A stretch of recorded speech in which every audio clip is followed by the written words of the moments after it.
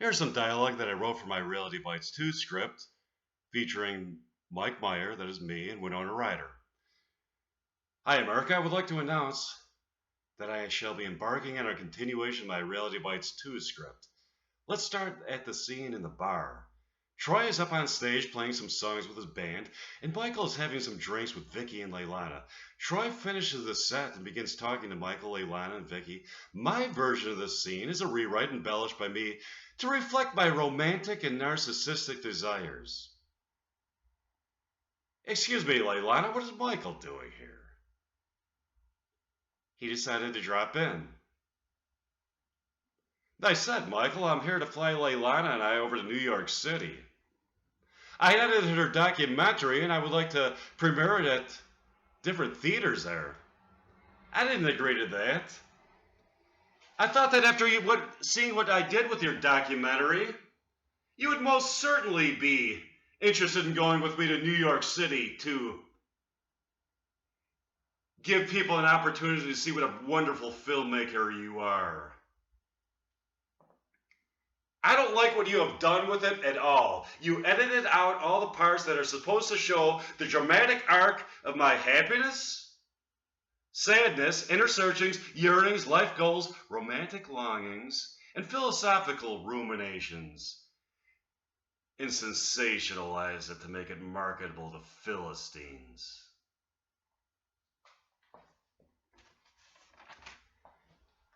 When the checks start coming in, you'll be more than happy with my product, I'm sure. My artistic integrity is the most valuable commodity there is. I know I'm going to be able to succeed with this someday. If you stick with me, I can guarantee you instant success. I'm looking for artistic success. If I can achieve that, the money will follow. What about me? Go with me, and you will travel the world with my rock band. So far, you have only toured the local coffee houses. All of a sudden, the former lover of Leilana shows up to speak to them. His name is Mike Meyer, and he has come to try to get their romance started again. Hi, Leilana. Mike? I don't believe my eyes. You don't think I forgot about you, do you? I haven't forgotten about you, Mike. So how have you been?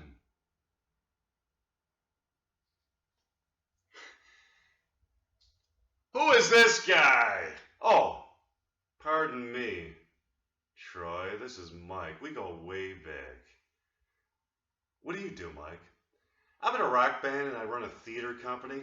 This evening, we're going to be putting on a performance of William Shakespeare plays. Would you like to come?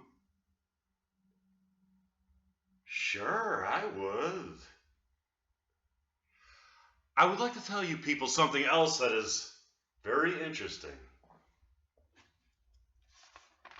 You people are archetypal characters in a script. The real-life characters who portray you can be visited if you come with me. Really? Yes, it's a fact. In real life, my character is being played by a guy who also has the name Mike Meyer. The Leilana Pierce character is being played by Winona Ryder. In real life, Mike Meyer is very close to realizing his dream of meeting Winona Ryder. The woman he feels that he is preordained to consummate his love with. The consummation of his love would confer immortality to both of them.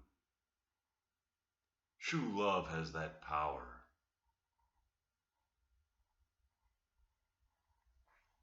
Let's go see the play tonight. Are you people with me on this? Everybody nods their approval and they go to see the performers. Here is an excerpt from it. I'm going to go get my William Shakespeare book.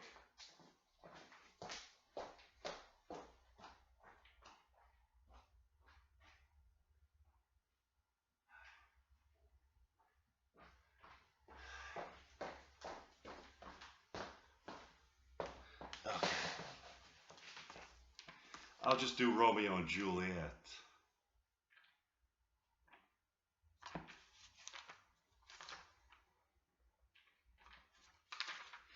Scene 2, Capulet's orchard. Enter Romeo. He just has scars that never felt a wound. Enter Juliet above at a window. But soft! What light through yonder window breaks? It is the east, and Juliet is the sun. Arise, fair sun, and kill the envious moon, who is already sick and pale with grief. That thou, her maid, art more fair than she. Be not her maid, since she is envious. Her vestal livery is but sick and green, and none but fools do wear it. Cast it off. It is my lady, oh, it is my love. Oh, that she knew she were.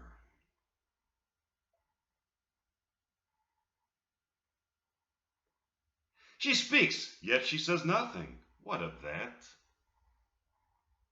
Her eye discourses, I will answer it. I am too bold, 'tis not to me she speaks. Two of the fair stars in all the heaven, having some business, do entreat her eyes to twinkle in their spheres till they return. What if her eyes were there, they in her head? The brightness of her cheek would shame those stars, as daylight doth a lamp. Her eyes in heaven would through the airy region stream so bright.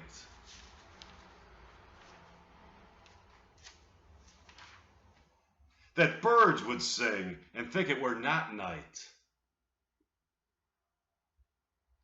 See how she leans her cheek upon her hand? Oh, that I were a glove upon that hand, that I might touch that cheek.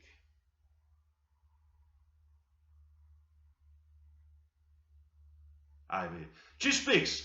Oh, speak again, bright angel, for thou art as glorious to this night being over my head as a winged messenger of heaven unto the white upturned wondering eyes of mortals that fall back to gaze on him when he bestrides the lazy pacing clouds and sails upon the bosom of the air. Oh, Romeo, Romeo, wherefore art thou Romeo? Deny thy father and refuse thy name, or if thou wilt not, be but sworn by love. And I'll no longer be a Capulet. Shall I hear more, or shall I speak at this?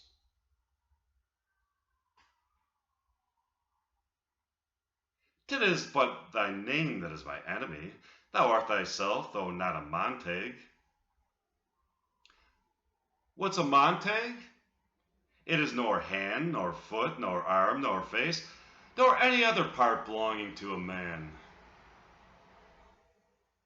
Oh, be some other name.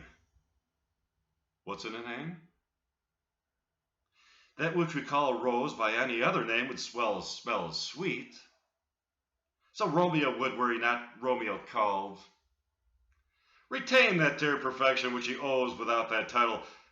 Romeo, doff thy name, and for thy name, which is no part of thee, take it. I take thee at thy word. Call me but love, and I'll be new baptized. Henceforth, I never will be Romeo.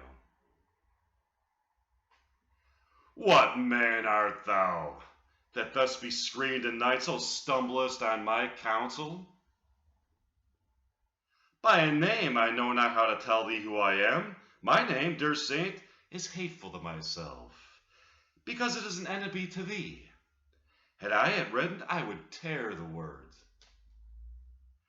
My ears have not yet drunk 100 of words of thy tongue's uttering, and yet I know the sound. Art thou not Romeo and a Montag? Neither, fair maid, if either thee dislike. How canst thou hither tell me, and wherefore? The orchard walls are high and hard to climb, and the place death, considering who thou art, if any of my kinsmen find thee here. With love's light wings I did overperch these walls, for stony limits cannot hold love out, and what love can do, that dares love attempt? Therefore thy kinsmen are no stop to me. If they do see thee, they will murder thee.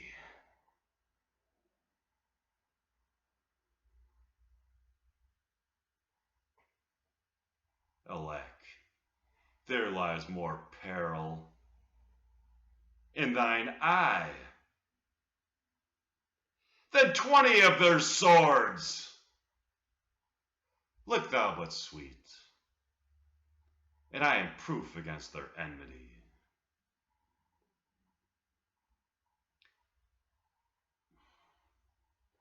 I would not for the world they saw thee here.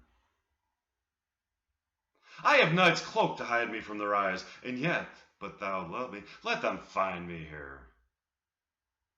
My life were better ended by their hate than death prorogued, wanting of thy love. By whose direction foundst thou out this place? By love that first did prompt me to inquire, he led me counsel, and I lent him eyes. I'm no pilot, yet wert thou as far as that vast shore washed with the farthest sea, I should adventure for such merchandise. Thou knowest the mask of night is on my face, else would a maiden blush bepaint my cheek. For that which thou hast heard me speak tonight, fain would I dwell on form, fain then I would have spoke, but farewell compliment. Dost thou love me? I know thou wilt say aye, and I will take thy word. Yet, if thou swearest, thou may prove false. At lovers' perjuries, they say Jove laughs. Oh, gentlemen, if thou pronounce it faithfully, or if thou think of me, I'll throw me in prison. So thou wilt woo, but else not for the world, but in truth, I am too fat, and therefore my thing of favor life. Trust me, than those that have more cunning to be strange. I should have been more strange, I must confess, but that thou overhearst,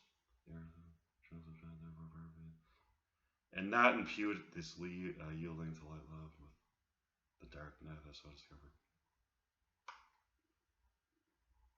Lady, by yonder blessed moon, I vow, that tips with silver all these fruit tree tops.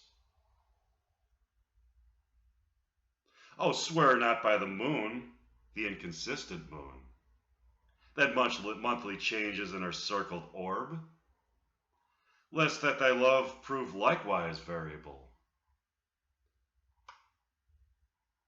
What shall I swear by?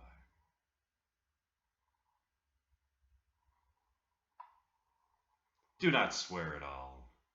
Or, if thou wilt, swear by thy gracious self, which is the god of my idolatry, and I'll believe thee. Okay, so that was a sample of the play they saw.